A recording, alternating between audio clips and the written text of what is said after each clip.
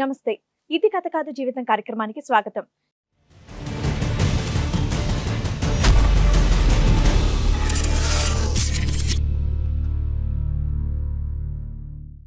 పెళ్ళైనప్పటికీ నాకు చిన్న వయసే. మా నాన్నగారికి హెల్త్ బాగాలేక దగ్గర సంబంధం అని మా పెద్దమ్మ గారు తీసుకొచ్చారు. నాన్న పరిస్థితి బాగాలేదు. అప్పటికి నేను 9th స్టాండర్డ్ చదువుతున్నాను. 9th స్టాండర్డ్ వయసులో మీకు పెళ్లి చేశారా?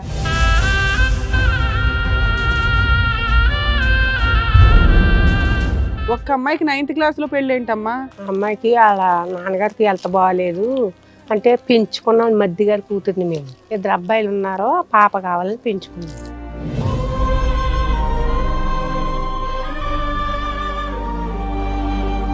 పెంచుకున్న తర్వాత తల్లిదండ్రులు చనిపోయారు.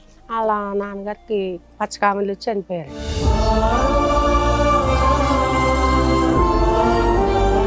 మా ఆయనకి పెళ్ళప్పుడు 26 అట్లా ఉన్నాయండి. 10 సంవత్సరాల వయసు తేడాతో పెళ్లి చేశారు. 11 years డిఫరెన్స్ ఉంది. 11 years తేడాతో ఒక చదువు ఆపి చేసారా? ఇప్పుడు చదువు ఆపేసా. వాళ్ళు అన్నారండి పెళ్లి చూపులకు వచ్చినప్పుడు, మేము అమ్మాయి నేను ఏడ్చాను, నేను చదువుకుంటాను అని అంటే, లేదు మేము చదివించుకుంటాం పిల్లని అనేసి అన్నారు. పెళ్ళైన 3వ రోజే కార్యం రోజే పెట్టుపోతల విషయంలో గొడవలు వచ్చేసినాయి.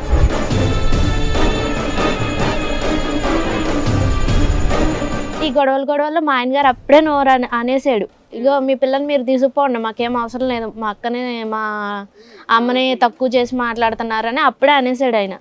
అనుమానం ఉందండి మెయిన్ అబ్బాయికి. నువ్వు అసలు జాబ్ చేయవుగా, ఏమనుమానం? అప్పుడు అసలు ఏం జాబ్ చేయలేదండి. ఇక్కడికి వచ్చాక అక్కడ కూడా అనుమానం ఉండేది. ఇంట్లో ఉన్నా సరే అనుమానం పడేటోడు నా పైన. ఫోన్ చూస్తే అనుమానం అండి. ఫోన్లో ఎవరో చేస్తున్నాం, ఎవరు చేస్తున్నారు, ఏం మాట్లాడుతున్నావు, ఏంటి ఎంతసేపు ఆయన డ్యూటీ నుంచి వచ్చేవాడు 20 రోజులకు ఒకసారి.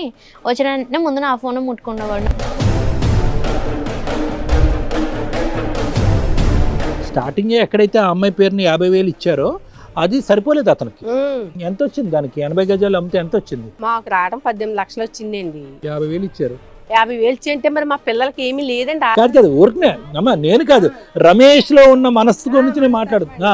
ఇప్పుడు 50,000 18 లక్షల్లో ఎన్నో వంతు?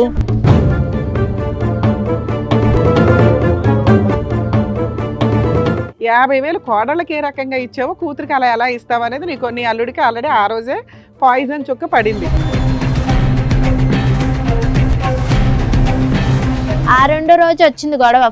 ఈయన డ్యూటీకి వెళ్ళాడు. డ్యూటీకి వెళ్ళి రావడంతోనే ఇంటికి రావడంతోనే 10,000 మంది దౌడ మీద కొట్టాడు. మా మామగారిని కూడా తోసి కొట్టాడు ఒకరోజు.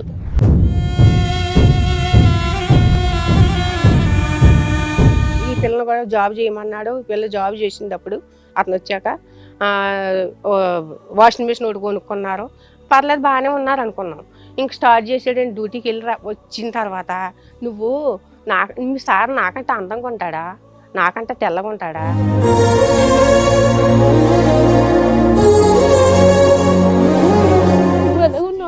నా మీద లేదు. బాధపడుతున్నాను. అందరికీ ఏం చెప్తున్నాడు ఇప్పుడు వెళ్ళి, ఎందుకు వచ్చేసావు నువ్వు అంటే, ఆ పిల్లనే మాట ఎందో, ఆ పిల్లకి పొగరు వచ్చింది. పొగరంటే గౌరవమే కదమ్మా, సిగ్గుపడాలి మీ ఆయన. తప్పుగా చెప్పాను. ఎవరైనా దారిలో పోయినా లాభ చెప్పారా, అమ్మ నీ కోడలు నీ కోసం ఇలా చెప్తుందని ఎప్పుడైనా చెప్పారా? నీకు కొంచెం కూడా విశ్వాసం లేదా? నువ్వు మంచం మీద పడుకొని ఉన్నావు కదా, ఆపరేషన్ చేసుకున్నప్పుడు. నా వయసు ఎంత?